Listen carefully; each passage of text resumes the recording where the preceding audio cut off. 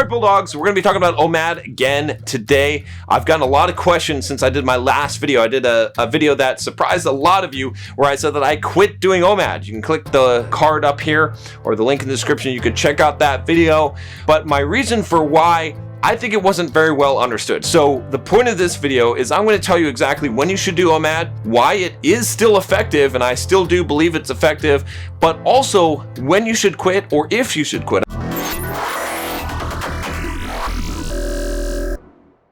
If you guys are just joining me for the first time, I'm John from BulldogMindset.com. On this channel, I teach you how to be a man, how to build financial independence, how to get the physique you want, how to get the girls you want, and how to go from the victim mindset to what I call the Bulldog mindset. If that sounds like something that you're even remotely interested in, click the subscribe button, click the bell so you get the notifications, and like this video because you know you're going to like it. All right, just to give you some background, if you haven't already, all right, and you don't understand the basics of OMAD, I have a whole playlist, like probably 18 videos all about OMAD. Just click up here in the card, okay? Click the link in the description below if you want to do that instead.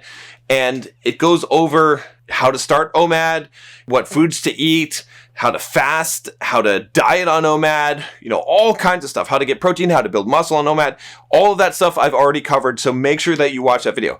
In this video specifically though, what I really want to talk about, okay, is when you should quit. And I want to drill down because I got an interesting question. I got a lot of questions about OMAD from my last video. So just to recap, in my last video, I talked about why I stopped doing OMAD. And I talked about this idea that there is a maximum fat burning limit, okay, that there's some studies that have been shown to indicate that there's a maximum rate of fat loss, and it's dependent upon how many fat cells that you have, or how much fat that you have, right? So I want to drill down a little bit more into that. I actually got a comment here. Let me just read this to you. And this is from Matt Warren. He says, it's worth keeping in mind that fasting has other benefits too, potential cancer prevention, etc. So maybe a 16-8 fast. I also don't see why the math led you to conclude that fat people will still benefit from OMAD. Hopefully this, yeah, there we go. All right. So he says, I also don't see why the math led you to conclude that fat people will still benefit from OMAD. Aren't they still subject to the same pond/pipe rules? The only thing that makes sense to me is that a fat person loses most of their muscle before the body starts using the fat. Okay, so just to clear things up here, okay, that's not true. A fat person does not lose most of their muscle before they start to burn the fat. In fact, what we're going to do is we're going to jump over to the whiteboard for a second because I want to show you in detail exactly what's going on here. And then from this, I promise you, you're going to have an answer to when you should stop doing OMAD. Okay, so let's jump to the whiteboard. All right, guys, so I want to give you some real examples here so you can really understand what's going on. And then you can have an idea of why OMAD won't necessarily work for you if you're at a low body fat percentage like I'm at right now, okay? If you want to continue to lose fat and you don't want to lose muscle, all right? Now, let's just take a simple example. Let's just look at me, all right? Let's say I'm 225 pounds right now, okay? Now, I'm at about 10% body fat, okay? You could say I'm 11 or 9 or whatever. I'm probably more closer to 9, but we'll say 10, all right? It'll make things easy. So I have 22.5 pounds of fat, all right? That's the max amount of fat that I have. Now, in the last video, I talked about the max rate of fat burn, okay? And what it was 31 calories per pound of body fat. Okay, now this is not a number that I just made up, all right? This was in several studies. They tested to see exactly how much fat could be metabolized per day, okay? 31 calories per pound of body fat per day. That's what the number came to. Now, you can make some arguments and say that maybe if you're doing keto, that might be different. They didn't test doing keto. But my understanding here is that this is due to a chemical reaction, right?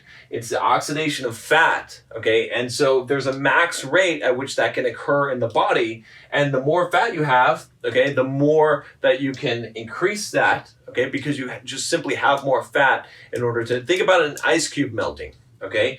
If you have a lot of ice cubes, okay, you can melt and generate water from those ice cubes a lot faster than you can if you only have one ice cube. The more ice cubes you have, the more that you can, I did an example in the last video where I talked about these pools. And I said, imagine if each fat cell, or like all the fat that you have, is a pool, and there's like the standard size pipe, okay? And it can drain from these pools, all right? And this is the max amount that it can draw. So since this pipe doesn't increase, okay, you have to have more fat. The more fat you have, the more pipes you have, and the more fat that you can burn. But there's a bandwidth problem here. It's limited by how many pools there are, okay? And on the same token, I said that you could just dump stuff into the pools with no problem. This is one of the reasons why OMAD isn't going to work if you're having low body fat, is because you can fill the pools with no limit, but you can only empty the pools at a certain rate, okay? So we're going to go through all the math there, and you'll see how this works, okay? So in this case, I can only burn 31 calories per pound of body fat. So if I have 22.5. Alexa, what is 22.5 times 31? 22.5 times 31 is 697.5. Okay, so we're going to say 700, all right? So I can burn 700 calories of fat per day, not of calories per day, of fat. Okay? So if my deficit, just at a very basic level, if my deficit is more than 700 calories, will it all be fat that I burn? Obviously not. I will have to burn something else besides fat, and really there's only two other options, right, that can be burned, okay? One of them is blood sugar or glycogen, okay? And glycogen is stored in your liver. It's also stored in your muscles. It's basically carbohydrates that are stored for immediate access. All right, it's a different pathway than burning fat. All right, you get about 500 grams of glycogen in the body. Okay, most of it stored in the liver, and then the muscles. It varies based on your body weight, but let's say 500, which equals about 2,000 calories. Okay. The other option is muscle. Okay, muscle can be broken down. There's a limit on the rate at which muscle can be broken down, but it can be broken down and used for energy. Okay, so this is one of the reasons why pretty much anyone who's in fitness tells you to lose fat slowly, and you have to slow down the fat loss or your deficit over time, is because you don't want to, run into this problem. Now, in this case, right, we can utilize this glycogen, but we have to refill the glycogen. So if we continue to be in a deficit that is above 700 calories per day, if I do, then I will eventually tap out all that glycogen, okay? And I will have to burn something else, muscle, okay? So let's look at the numbers here, okay? I can burn 700 calories of fat per day, okay? Now, this is where it gets into the OMAD part. We have 700 calories per day, okay? Alexa, what is 700 divided by 24? 700 divided by 24 is 29.1667. Okay, we'll round it up to 30. That means I can burn 30 calories of fat per hour. Okay? That means if I'm burning more than 30 calories in an hour, I have to be burning something other than fat, because I can only release this much fat per hour. Okay? Does that make sense? All right, now, we've got the glycogen.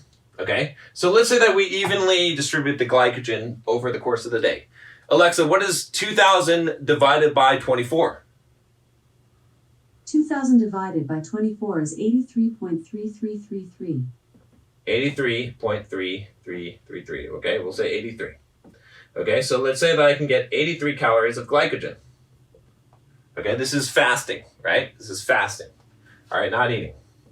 All right, that's going to put us at 113 calories per hour.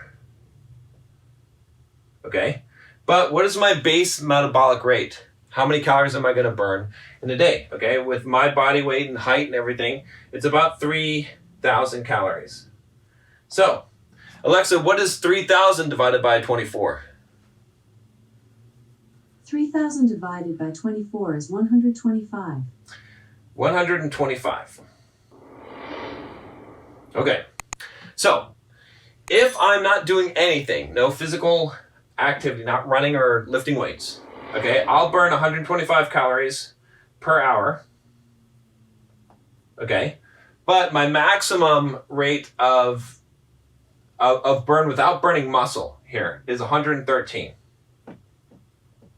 So I'm going to be burning up some muscle. Not a lot, okay, right? What's the difference here? About maybe 10, right? Maybe 12, 13 or so, okay, calories of muscle per hour. That's not much, okay? It doesn't matter that much, okay? So I could do OMAD if I didn't exercise, all right? And I would probably be fine.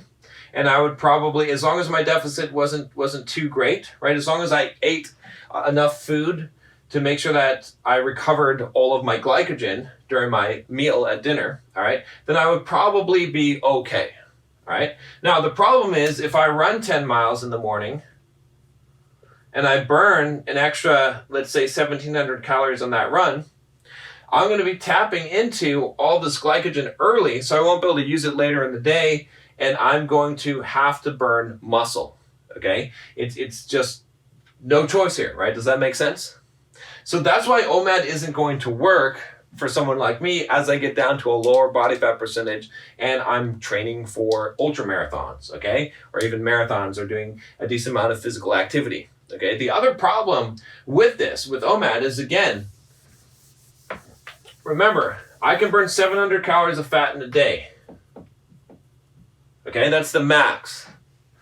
Now, let's say I do OMAD and I eat a meal, okay? And in that meal, I ate 2,500 calories, okay? So I'm still in a deficit of 500 calories, right? If I didn't do any other activity, okay? I'm still negative 500, okay? Seems like I should just be burning fat here. Well, here's the problem. Remember those pools? Okay? We can only draw from those pools at a certain rate, okay? And that's 30 calories per hour, at least for me, all right? In this case. All right, if I can only pull 30 calories per hour from those, all right, and I just dump 2,500 calories into my system, all right, and I have, I'm not totally tapped on my glycogen, all of this is going to start to get dumped into these pools, right? Whatever is in excess of what's in my bloodstream can only hold so much. I can only store so much of my glycogen. Whatever is left over is going to get dumped in these pools, and if it's a lot more than this deficit here, then I can be storing fat even though I'm in a deficit over time. Now, it's pretty unlikely. It's not, a huge deal. It's probably going to balance out to zero. That's why you're not seeing me get fat when I've been doing OMAD, but you're also not seeing me get any more lean. But now that I stopped doing OMAD, you're seeing me get a lot more lean, okay? Now, let's look at an example of someone who's actually fat, okay? This is why I really can't do OMAD if I want to continue what I'm doing and make progress. But let's say that you're 250 pounds, okay? And let's say that you're at 30% body fat, okay? Now in this case, that's going to be 75 pounds of fat, okay? So how many calories can you burn of fat per day? Simple, 31 times 75. Alexa, what is 31 times 75? 31 times 75 is 2,325. Okay, let's say 2,300. Okay, so you can have a deficit, if you're this person, of 2,300 calories. Okay? Alexa, what's 2,300 divided by 24? 2,300 divided by 24 is 95.8333.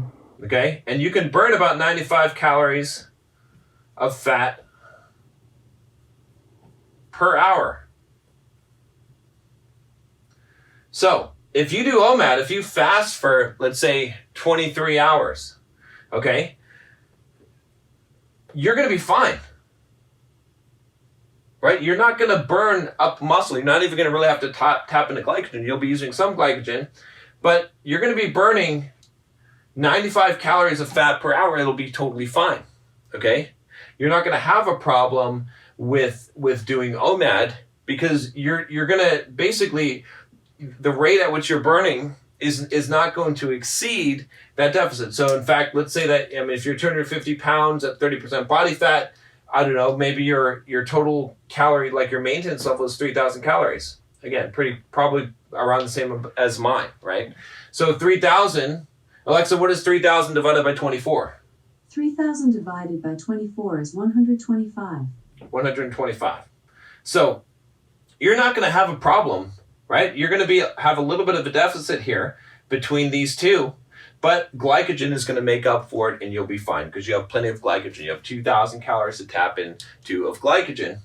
And so if you do OMAD, you could pretty much just have a deficit of whatever you want, up to 2,300 calories, and you're pretty much just going to burn fat. Okay. Now this is all theoretical. Obviously, when you put this into practice, you might end up losing some muscle. Things are going to depend. But this is why someone who's fatter, okay, they have a lot more pools. They have all these pools. Okay, they can draw all this fat. All right. So let's get back to now talking about why you should stop doing OMAD or why you should start doing OMAD. All right, guys, so hopefully that made sense, what I drew up on the whiteboard there, and you understand exactly what's going on. Again, this isn't perfect science here. No one knows the exact answers to this, but I wanted to give you an idea, okay, so you can understand why would I stop doing OMAD, okay, even though I believe in OMAD, even though I believe OMAD works. The thing that you have to figure out is where you get to the point where you're actually going to be burning more calories, okay, per hour than you can release of fat when you include your glycogen as well. Okay. And like I said, over time, if you kept doing OMAD and you were, tapping into your glycogen and you never replenish that glycogen and you're in a deficit, you're going to eventually deplete all that glycogen. You're going to have those calories come from somewhere else. Okay. That's why this is so important. So let me put it this way. For most of you, OMAD is going to work fine and you can do that and you should do that. All right. Because it's going to be a fast way to lose fat, right? There are benefits of fasting, but at some point, if you want to continue to lose fat, if you get down to single-digit body fat percentage numbers, okay, then you're going to have to do something different in order to continue to lose fat because you're not going to be able to keep losing fat when you are in a deficit and you're in that negative zone for most of the day. You're going to have to balance it out over time so that you're able to replenish those glycogen stores during the day so that you're not having to try and tap into fat that you can't actually free in that time. Otherwise, your body's going to have to start tapping into muscle. All right. Now, the other thing I'd say about this is that you could probably do this for maintenance, right? So for me personally, am I going to go back to doing OMAD? Yes, I'll probably go back to doing OMAD when I'm not running ultra marathons, okay, not tapping into that much. And I get to the body fat percentage where I want to be at because then I can just maintain it there. All right, guys, that's about it. Let me know if you have any other questions about this. I know this is kind of complicated. I wanted to make a more in-depth, detailed video about this. The only thing that I would say that remains a question in my mind about this and how this works is what would happen if you're on a ketogenic diet. But I would say that you're still going to have the same problems, okay? That basically it's a chemical reaction and that chemical reaction can only happen so fast and it's going to be dependent on how much fat you have.